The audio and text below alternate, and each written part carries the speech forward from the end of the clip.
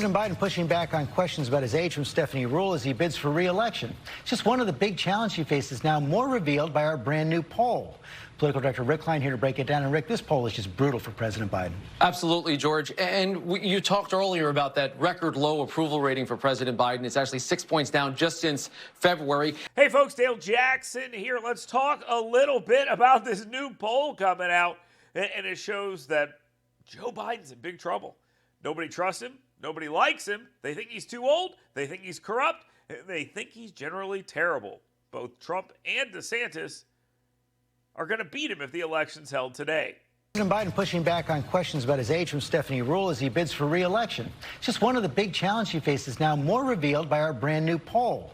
Political director Rick Klein here to break it down. And Rick, this poll is just brutal for President Biden. Absolutely, George. And you talked earlier about that record low approval rating for President Biden. It's actually 6 points down just since February. And the skepticism over his leadership extends deep inside his own party. Only 36% of Democrats think that their party should nominate Joe Biden for a second term. 58% say they would support someone else or prefer someone else. That's despite the fact that the entire DNC and most of the Democratic establishment has rallied behind President Biden. And you're seeing real weaknesses in the coalition that powered Joe Biden to the presidency back in 2020.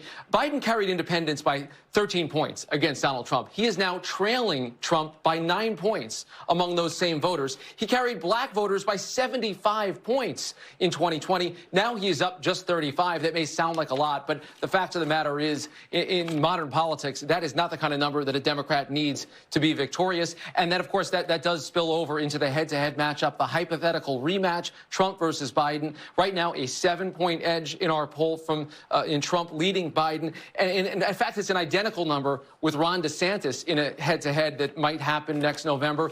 That tells us at this very early stage, George, that this race is shaping up a lot more about the incumbent president, Joe Biden, than it is about any of his challengers. And Rick, as I mentioned with Senator Langford, President Trump, at least right now, appears to be strengthening his hold on his front-runner status for the Republican nomination. Yeah, that's exactly right. We've seen Donald Trump's numbers go up in the last couple of months across a range of polls, and most of the other candidates either going down or staying around the same. Ron DeSantis at 20%. Of course, that is not even half Trump's total right now. Everyone else in the single digits. That includes our ABC News contributor Chris Christie, who's considering a run of his own. He's at 1% in this poll. And when we ask people to focus in on the top candidates, to choose just among the top contenders, you actually see Trump's number go up a little bit. Ron DeSantis does as well, but still, he's nowhere near where Donald Trump is across the country. The other candidates, again, still in the mid or low single digits. And this is interesting because despite all of that, despite the strength that we're seeing for Donald Trump right now, a strong majority of Americans think he should be facing criminal charges across a range of investigations, including on this one. 56% say that he should face charges over his attempts to overturn the 2020 election. What's interesting to me about this, George, is that even among that 56%, the people that think that, yes, Trump should face criminal charges, 18% say they would vote for Donald Trump over Joe Biden anyway. That tells you a lot about Trump's potential strength, but maybe more than that, some of Biden's weaknesses. And that question of age that you mentioned earlier that Joe Biden has been trying to address. Donald Trump is less than 4 years younger than Joe Biden, but the concerns over Biden's age are much more significant. 68% of voters say they think that Joe Biden is too old for an additional term. Only 44% say the same about Donald Trump. Rick, I got to admit, I have a hard time wrapping my head around that. You've got 1 in 5 people who say they believe President Trump should face criminal charges, but they'd still vote for him? It is remarkable, and I do think once there's a matchup with an actual person, maybe that changes, but that just tells you about how much Trump is kind of baked into the political equation. Now, you may notice before this video started, I told you if the election were held today, that Joe Biden would be in a lot of trouble. But my friends, elections are not held today or tomorrow or next week or even this year. Elections are held a long time from now. A lot can change. Here's what's happening right now. They're trying to stop Joe Biden from running for office. That's what they're trying to do. They're trying to get him to acknowledge that he is an old dog and it is time to put him out in the yard.